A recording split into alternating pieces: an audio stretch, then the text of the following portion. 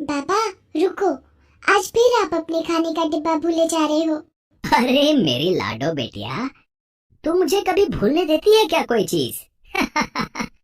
इसके साथ ही हरिशंकर ने प्यार से अपनी 7 साल की बेटी प्रिया के सिर पर हाथ रखा और वहां से चले गए। ये कहानी हरिशंकर त्रिपाठी की ही है, जो बनारस में रहते थे। हरिशंकर वहां एक शिव मंदिर के मुख्य पुजारी थे।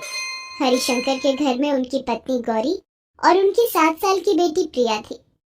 गौरी और हरिशंकर भगवान शिव के भक्त थे और उनकी देखा देखी प्रिया भी भोले बाबा की खूब पूजा करती थी। हरिशंकर रोज सुबह मंदिर जाते और शाम तक ही घर वापस आ पाते। मंदिर की मान्यता ऐसी थी कि लोग दूर दूर से भोले बाबा के दर्शनों के लिए आते थे। हर रोज की तरह उस दिन भी हरिशंकर अपने घर से सीधे शिव मंदिर पहुंचे तो इलेक्ट्रीशियन शंभुनाथ वहां पहले से मौजूद था। उसने हरिशंकर को देखा और बोला, अरे पुजारी जी, आ गए आप? अब वो जैसा आपने कहा था, मंदिर की खराब लाइट मैंने ठीक करवा दी है। और हाँ, मंदिर के सारे पंखे भी अब बढ़िया चल रहे हैं। अरे वाह, बहुत अच्छे शंभुनाथ, ये काम अच्छा हो गया। इस बार तो गजब की गर्मी पड़ रही है और भक्त महादेव के दर्शनों के लिए धूप में सारा सारा दिन लंबी लंबी लाइनों में लगे रहते हैं। अब कम से कम मंदिर के अंदर आने के बाद तो उन्हें ठंडी हवा मिलेगी। भोले बाबा सबका भला करे। ओम नमः शिवाय। हरिशंकर मंदिर के मुख्य पुजारी तो थे ही, साथ ही वो स्वभाव के बहुत अच्छे व्यक्ति थे। हर किसी के बारे में सोचते और पूरे मन से भोले बाबा की भक्ति करते। वो भक्तों से मिले दान से ही महीने के आखिर में पूरे मंदिर के स्टाफ को तनख्वाह बांटते और अपने लिए तो केवल उतना ही पैसा निकाल पाते थे जिससे उनका घर चल जाए। शंभुनाथ और मंदिर में काम करने वाले बाकी लोग हरिशंकर की बहुत इज्जत करते थे। हरिशंकर की पत्नी गौरी भी कभी किसी बात को लेकर हरिशंकर से शिकायत नहीं करती थी। दिन भर मंदिर में श्रद्धालुओं का आना लगा रहता और आखिर में मंदिर के पट बंद करते वक्त हरिशंकर भोले से प्रार्थना करते कि वो सबकी मनोकामनाएं पूर्ण करे। ऐसे ही एक दिन, अब पुजारी जी क्या करें?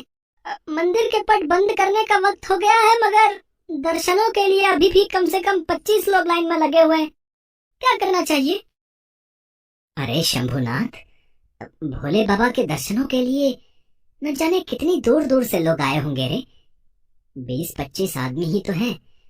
थोड़ा रुक जाएंगे। पहले सभी को चैन से दर्शन कर लेने दो। भोले सबका भला करे। मुझे पता था आप हर बार यही कहते हैं। शंभुनाथ हंसा और बाकी कामों में लग गया। दर्शनों के लिए लाइन में सबसे आखिर में एक बुजुर्ग खड़े थे। उनका नाम था भगवती प्रसाद। हरिशंकर ने उन्हें भी अच्छे से दर्शन करवाए और उनसे कहा, भोले आपका भला करें श्रीमान। पुजारी जी नमस्ते।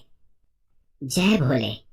श्रीमान, भोले आपकी सभी इच्छा पूरी करें। पुजारी जी, मैं जब भी यहाँ आता हूँ हमेशा देखता हूँ कि आप सभी को बहुत प्यार से भोले बाबा के दर्शन करवाते हैं। सबकी मनोकामनाओं को पूर्ण करवाने के लिए भोले बाबा से प्रार्थना करते हैं। लेकिन क्या कभी किसी भक्त ने आपसे आपकी मनोकामना पूछी है? अरे श्रीमान, मेरी कोई इच्छा नहीं है। मुझे तो महादेव के चरणों में जगह मिली हुई है, और क्या चाहिए? बाकी कभी किसी ने पूछा भी नहीं। चलिए पंडित जी, आज मैं आपसे पूछता हूँ। बताइए, आपकी कोई तो इच्छा होगी। श्रीमान, मेरे जीवन की तो एक ही इच्छा है कि मैं एक बार केदारनाथ जाकर महादेव के उस अद्वितीय रूप के दर्शन करूं, अपनी पत्नी और अपनी बिटिया के साथ। भोले सबका भला करें। भगवती प्रसाद और हरिशंकर दोनों जोर से हंसने लगते हैं। भगवती प्रसाद बहुत पैसे वाले आदमी थे और अक्सर महादेव के दर्शनों के लिए उसी मंदिर में आते थे। कुछ दिन बाद जब वो फिर से मंदिर गए तो उन्होंने हरिशंकर से पूछा, पंडित जी, अगर आपके केदारनाथ जाने की इतनी ही इच्छा है तो आप जाते क्यों नहीं? क्या समस्या है? जाने की तो बड़ी इच्छा है श्रीमान, लेकिन क्या करूं, खर्चा पानी नहीं हो पाता है उतना। भक्तगण जो दान करते हैं उसी से मंदिर की देखरेख करनी होती है और अपना घर भी चलाना होता है। भगवती प्रसाद सारी बात समझ चुके थे। वो पूजा अर्चना के बाद वापस घर गए और फिर 2 दिन बाद उन्होंने अपने नौकर हरीश को बुलाया और कहा, हरीश, अरे हरीश, अरे एक काम करो बेटा, आओ। जी मालिक बताइए। वो जो घाट वाला शिव मंदिर है ना, वहाँ के पुजारी हैं हरिशंकर त्रिपाठी जी। उनके घर का पता करो और ये लिफाफा उन्हें दे देना। लेकिन एक बात का ख्याल रखना, उनके सामने मेरा नाम मत लेना। और अगर कहें कि इसमें क्या है और किसने भिजवाया है, तो बस इतना कह देना कि आपको बाबा केदार ने बुलाया है। हरीश को जो लिफाफा भगवती प्रसाद ने दिया था उसमें कुछ पैसे थे और उस बस की 3 टिकट थी जो हर महीने भक्तों को केदारनाथ ले जाती थी। हरिशंकर उस बस की 3 टिकटों को खरीदने लायक पैसे कभी जुटा ही नहीं पाए। लोगों से पूछते हुए हरीश जल्दी ही हरिशंकर के घर पहुंचा और उनसे बोला, राम राम पंडित जी। जय भोले। आप कौन? मैंने आपको पहचाना नहीं। पंडित जी, मैं कौन हूँ ये जरूरी नहीं है। आपके लिए ये लिफाफा भेजा है किसी ने। हैं? लिफाफा किसने भेजा है? क्या है इसमें भाई? पंडित जी, वो मुझे नहीं मालूम, लेकिन जिसने ये लिफाफा भिजवाया है ना, उन्होंने कहलवाया है कि बाबा केदार ने आपको बुलाया है। हरिशंकर हरीश की बात समझ नहीं पाते और लिफाफे को हरीश से लेकर गौर से देखने लगते हैं। तब तक हरीश वहां से चला जाता है और हरिशंकर उसे आवाज लगाते रह जाते हैं। हरिशंकर घर के अंदर आकर लिफाफे को खोलते हैं तो उनकी आंखों में खुशी के आंसू आ जाते हैं और वो उस लिफाफे को भोले बाबा की कृपा मानकर अपनी पत्नी गौरी से कहते हैं, गौरी, ओ गौरी, अरे अरे देखो तो, मेरा सपना पूरा होने वाला है। भगवान भोले बाबा ने अपने दरबार में बुलाया है। मेरे महादेव ने मुझे केदारनाथ बुलाया है। हरिशंकर गौरी को लिफाफे के बारे में बताते हैं। गौरी भी बहुत खुश हो जाती है। इसके बाद हरिशंकर और गौरी अपनी बेटी प्रिया के साथ केदारनाथ यात्रा के लिए चल पड़ते हैं। केदारनाथ पहुंचकर हरिशंकर की खुशी का ठिकाना नहीं था। पूरा परिवार केदारनाथ धाम पहुंचकर पूरे विधान से महादेव की पूजा अर्चना करते हैं। फिर बाहर आकर मंदिर के दूर एक जगह पर बैठ जाते हैं। हरिशंकर लगातार मंदिर को निहार रहे थे। तभी गौरी ने उनसे पूछा, क्या हुआ जी? अभी तो हम मंदिर से ही आए हैं, अब आप क्या देख रहे हैं? गौरी, मुझे विश्वास नहीं हो रहा कि मैं बाबा केदार के पास हूँ। कहीं ये कोई सपना तो नहीं? नहीं जी, ये सपना नहीं, सच है।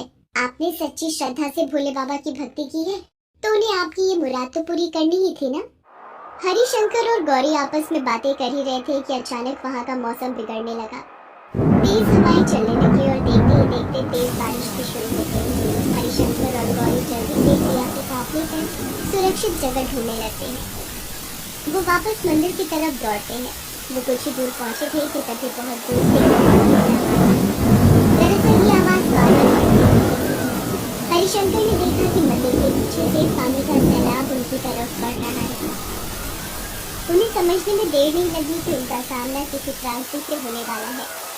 हरीश अपने बीवी बच्चों को पानी की विपरीत दिशा में लेकर भागे, मगर पानी उन तक चंद सेकेंडों में ही पहुंच गया। तीनों पानी के उस सैलाब में बहने लगे। गौरी, प्रिया, मेरा हाथ मत छोड़ना, मैं तुम दोनों को कुछ नहीं होने दूंगा। बाबा, हम मरने वाले हैं क्या? नहीं बिटिया, नहीं, भोले बाबा हमारे साथ हैं, कुछ नहीं होगा। तीनों एक दूसरे का हाथ पकड़े हुए पानी में बहे जा रहे थे। गौरी प्रिया का हाथ तो थामे रही, लेकिन कुछ देर बाद उसका हाथ हरिशंकर से छूट गया। हरिशंकर ने बहुत कोशिश की, मगर वो उन दोनों तक नहीं पहुंच पाए। तभी उन्होंने देखा कि एक बड़ा सा पेड़ उनकी तरफ बहकर आ रहा है। हरिशंकर गौरी की तरफ देखकर चिल्लाए, गौरी, मैं इस पेड़ को रोकने की कोशिश करता हूँ, तुम उस मकान की छत पर जाने की कोशिश करो। गौरी प्रिया को लेकर उस मकान की तरफ तैरने लगी जो थोड़ी ऊंचाई पर था, मगर वो बार बार पलटकर हरिशंकर को भी देख रही थी। काफी देर तक पेड़ को रोके रखने के बाद हरिशंकर की पकड़ ढीली पड़ गई और उस पेड़ के साथ वो भी बह गए। प्रिया और गौरी सिवाय बिलखने के कुछ नहीं कर पाए। वे दोनों कई घंटों तक उस मकान पर खड़े रहे। फिर वायुसेना के हेलीकॉप्टर ने उन दोनों बचा लिया और उनसे हरिशंकर के बारे में जानकारी ली। हरिशंकर को ढूंढने की कोशिश की गई लेकिन उनकी कोई खबर नहीं लगी। प्रिया और गौरी बनारस अपने घर वापस आ गए। वो हरिशंकर का इंतजार करने लगे। देखते ही देखते 2 साल गुजर गए। उधर उस त्रासदी को झेलने के बाद एक बार केदारनाथ धाम को फिर से भक्तों के लिए खोल दिया गया। लोग फिर से उसी श्रद्धा के साथ बाबा केदार के दर्शनों के लिए आ रहे थे। तभी मंदिर के बाहर एक न्यूज रिपोर्टर अपनी रिपोर्ट में बताता है, इस वक्त हम खड़े हैं केदारनाथ मंदिर के द्वार पर। हजारों श्रद्धालु दूर दूर से भोले बाबा के दर्शनों के लिए आ रहे हैं, साथ ही चमत्कारी बाबा को देखने भी। कौन है ये चमत्कारी बाबा? आज हम आपको उनसे मिलवाएंगे, जो पिछले 1 साल से मंदिर की सीढ़ियों पर ही ध्यान लगाए बैठे हैं। वो एकटक मंदिर की तरफ देखते रहते हैं, दिन हो चाहे रात, धूप हो चाहे बर्फबारी। वो यहाँ से एक पल के लिए नहीं हटे। यहाँ आने वाले भक्त भोले बाबा के दर्शनों के बाद इनका आशीर्वाद लेना नहीं भूलते। वो चमत्कारी बाबा कोई और नहीं बल्कि हरिशंकर ही थे, जो उस त्रासदी से तो बच गए थे पर अपनी याददाश्त खो चुके थे। उन्हें याद थे तो बस महादेव। वो मंदिर के बाहर बैठकर बस उनकी आराधना में ही लीन थे, लेकिन उनकी परीक्षा अब खत्म होने वाली थी। उस न्यूज रिपोर्टर की लाइव रिपोर्टिंग वहां से कई 100 किलोमीटर दूर बनारस में भगवती प्रसाद अपनी टीवी पर देख रहे थे। जैसे ही उन्होंने हरिशंकर को देखा तो चिल्ला उठे, हे भोले, ये तो हमारे पंडित जी हैं। इसका मतलब हरिशंकर त्रिपाठी जिंदा है। हरीश, ओ हरीश, जल्दी गाड़ी निकालो। भगवती प्रसाद सीधे घाट वाले मंदिर पहुंचे। उन्होंने देखा कि गौरी मंदिर के आंगन में झाड़ू लगा रही थी और प्रिया शिवलिंग के सामने आंखों में आंसू लिए हाथ जोड़े बैठी थी। भगवती प्रसाद ने दंडवत होकर भोले बाबा को प्रणाम किया और फिर प्रिया के सिर पर हाथ रखकर बोले, बिटिया, आंसू पोंछ, हमें केदारनाथ जाना है तेरे बाबा को लेने। प्रिया और गौरी ये सुनकर चौंक जाते हैं। भगवती प्रसाद उन्हें सारी बात बताते हैं और फिर उन्हें लेकर खुद केदारनाथ जाते हैं। वहाँ हरिशंकर को पाकर गौरी और प्रिया बहुत खुश होते हैं। शुरू में हरिशंकर उन्हें नहीं पहचानते तो गौरी और प्रिया वही उनके साथ रहकर उनकी सेवा करते हैं और उन्हें सब कुछ याद दिलाने की कोशिश करते हैं। भगवती प्रसाद भी इसमें उनकी मदद करते हैं और किसी तरह हरिशंकर को समझाकर वापस बनारस ले आते हैं। फिर भगवती प्रसाद अच्छे डॉक्टर से हरिशंकर का इलाज करवाते हैं और फिर कुछ ही दिनों बाद हरिशंकर को सब कुछ याद आ जाता है। वो गौरी और प्रिया से गले मिलकर कहते हैं, भोले सबका भला करे।